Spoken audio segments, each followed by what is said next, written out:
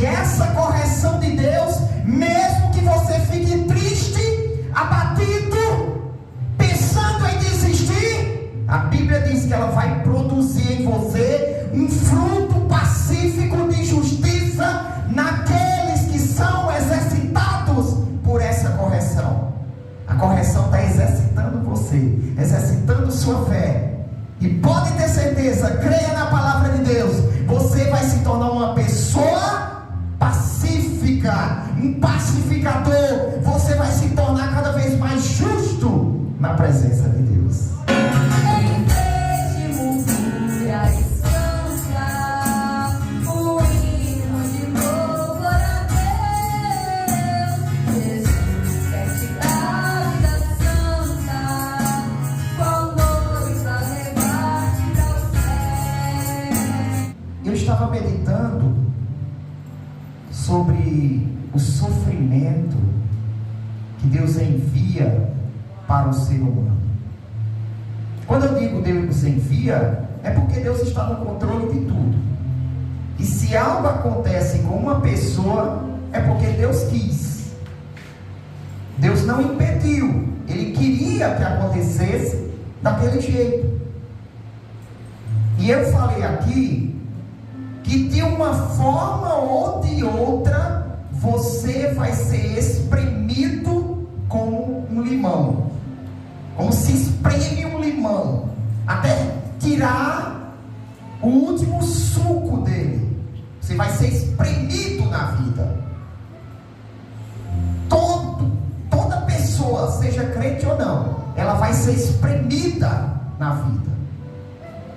A diferença é que uma delas vai ser espremida com Deus e outra vai ser espremida sem Deus. Essa é a diferença. Todos sofrem. A escolha que você deve fazer é ser espremido com Deus ou sem Deus. Ter Deus do meu lado durante o sofrimento ou não estar com Deus durante o sofrimento.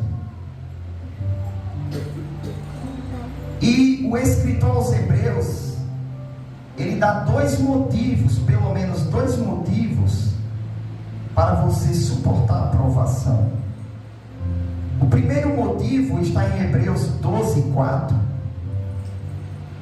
Ele diz: olha, o sofrimento que você está passando ainda não foi grande o suficiente que levou você a derramar o seu sangue, a perder sua vida.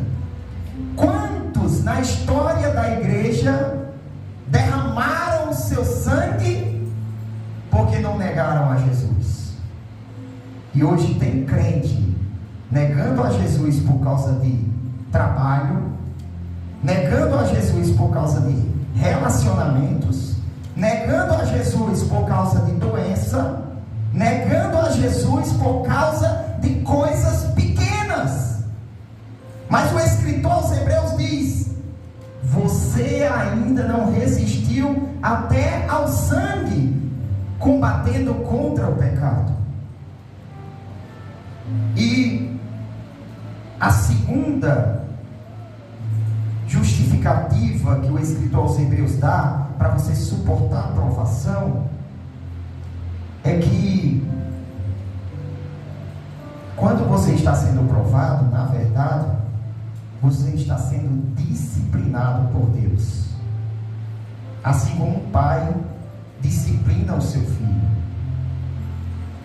E esse termo no original significa treinar, como se treina uma criança. Desde pequeno você vai treinando uma criança.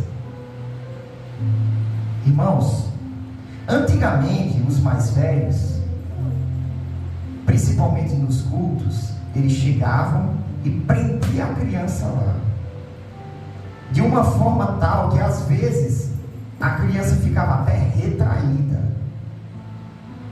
e eles se gloriavam de ter moral para controlar os seus filhos. Mas isso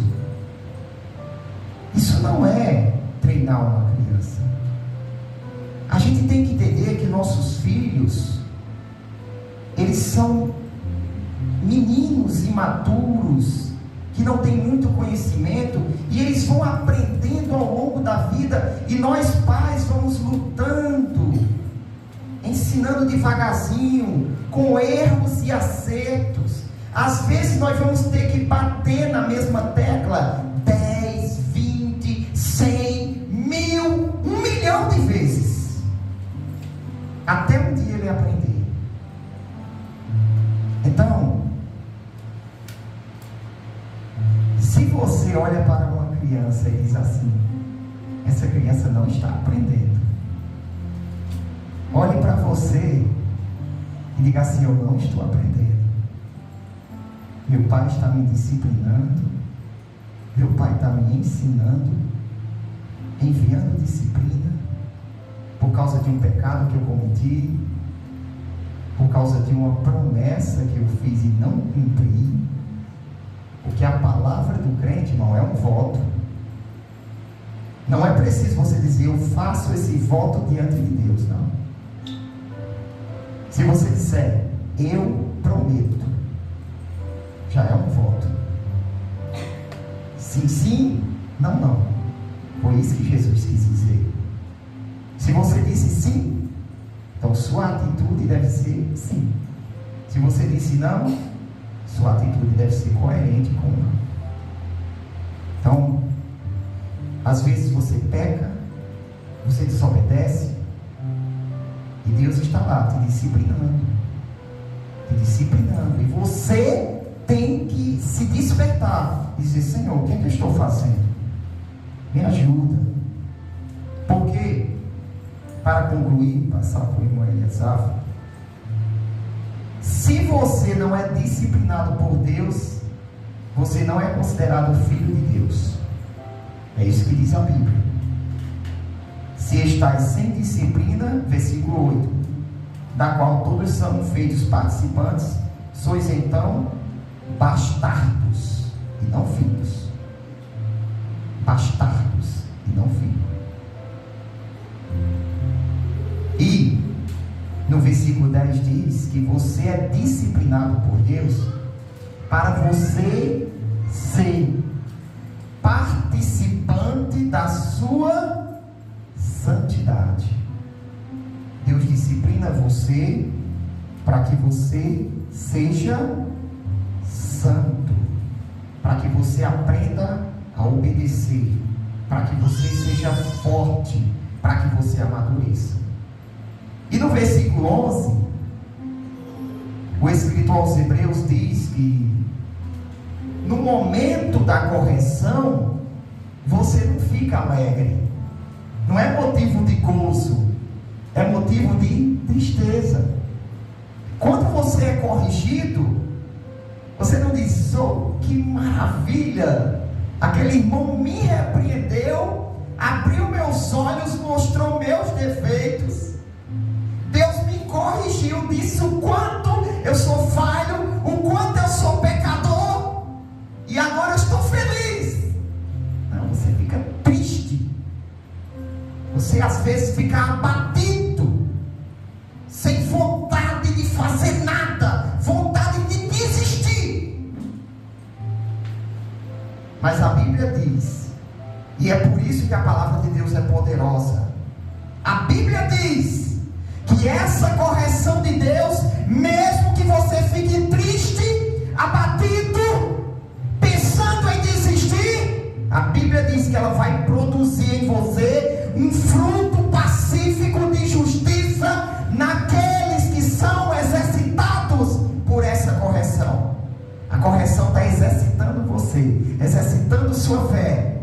E pode ter certeza, creia na palavra de Deus, você vai se tornar uma pessoa pacífica, um